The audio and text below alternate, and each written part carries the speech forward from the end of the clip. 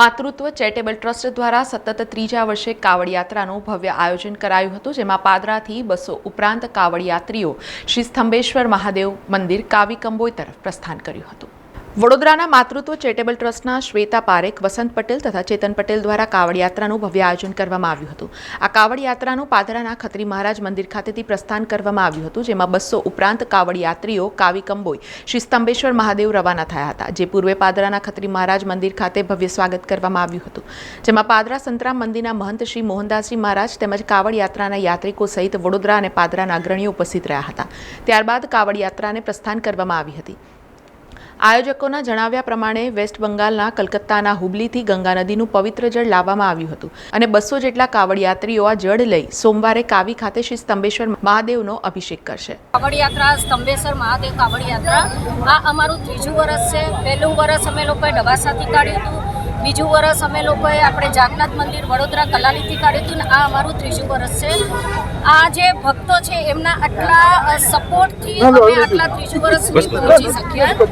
એમાં અમારા સહભાગી આ બધા છે, એમાં વસંતભાઈ પટેલ, ચેતન પટેલ અને આ જે સુરેશભાઈ ને આ બધા જ અમને પ્રોત્સાહન કરે છે, આવીને આટલો પોતાનો મૂલ્ય ટાઈમ આપીને જે કરે છે એના માટે હું સર્વને 200ની ઉપર છે કાવડ યાત્રા।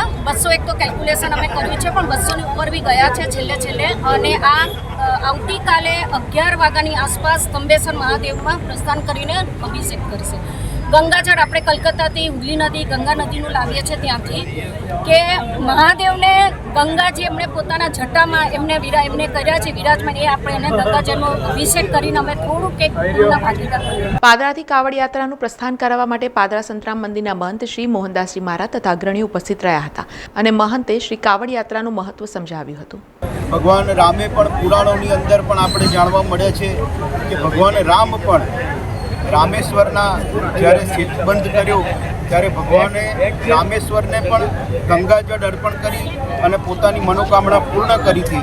તો એવી જ મનોકામના આજે પાદરાથી સ્તંભેશ્વર જઈ રહેલા આ કાવડ યાત્રીઓને પણ ભગવાન સતત ઉત્સાહ, પ્રોત્સાહન અને એમને શક્તિ આલે એવી શ્રાવણ માસ નિમિત્તે સર્વ ભક્તોને જય મહારાજ। પાદરા અને વડોદરા સહિતના પાદરા તાલુકામાં તેમજ આસપાસના શિવભક્તો કાવડ યાત્રામાં જોડાયા હતા, જેમાં પાદરાથી બમ બમ ભોલેના નાદ સાથે ઉત્સાહભેર પ્રસ્થાન કર્યું હતું। ક્ષત્રિય મહારાજ મંદિર પાદરાથી આ કાવડ યાત્રા સતત ત્રીજા વર્ષે નીકળી રહી છે। આ મારું પહેલું વર્ષ છે।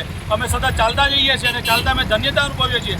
આવતીકાલે લગભગ સવારે 11 વાગે અમે સ્તંભેશ્વર પહોંચી અને સ્તંભેશ્વર મહાદેવે અભિષેક કરી અને ધન્યતા પ્રાપ્ત કરીશું। હર હર મહાદેવ। વડોદરા માતૃત્વ ચેરિટેબલ ટ્રસ્ટ દ્વારા સતત ત્રીજા વર્ષે આ કાવડ યાત્રાનું આયોજન કરેલું છે, જેમાં આ વર્ષે 201 કાવડિયાઓ પાદરાથી કાવી કંબોઈ આવતીકાલે શ્રાવણ માસના પહેલા સોમવારે શિવજીને ગંગાજળથી અભિષેક કરશે। સૌની મનોકામના પૂર્ણ કરે એ જ મહાદેવને પ્રાર્થના। કાવડ યાત્રા પાદરાથી નીકળી હતી અને તાલુકાના અનેક ગામોમાંથી પસાર થઈને શ્રાવણના પ્રથમ સોમવારે કાવી શ્રી સ્તંભેશ્વર મહાદેવ તીર્થ સ્થાને પહોંચશે અને કાવડ યાત્રાઓ દ્વારા જળાભિષેક કરવામાં આવશે।